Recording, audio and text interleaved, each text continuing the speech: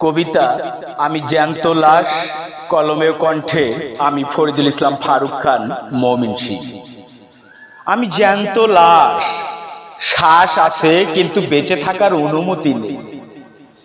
চোখ খোলা তবু স্বপ্ন দেখাকে অপরাধ বানিয়ে রাখা হয়েছে। শত সহস্র লক্ষ কোটি দুঃখ কষ্ট বেদনা যন্ত্রণা বুকের ভেতর স্তূপ হয়ে জমে আছে। তবু সমাজ বলে হাসো, সব ঠিক হয়ে যাবে।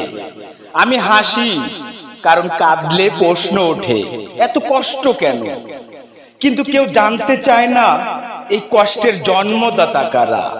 আমি জ্যান্ত লাশ কারণ এখানে মানুষ মরে না অভাবে, মরে অবহেলায়, মরে অপমানে, মরে অবমূল্যায়নে। সত্য বললে শত্রু, চুপ থাকলে ভণ্ড, ন্যায়ের পথে হাঁটলে বোকা। এই শহরে বেঁচে থাকা মানে প্রতিদিন একটু একটু করে মরে যাওয়া।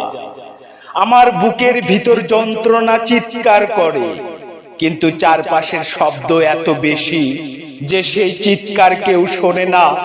আমি জ্যান্ত লাশ কারণ এখানে জীবিত মানুষের সংখ্যা মাত্র। ভোটে লাগে, কাজে লাগে, কিন্তু অনুভূতিতে নয়। তবু একদিন এই জ্যান্ত লাশের বুক ফেটে সত্য বের হবেই।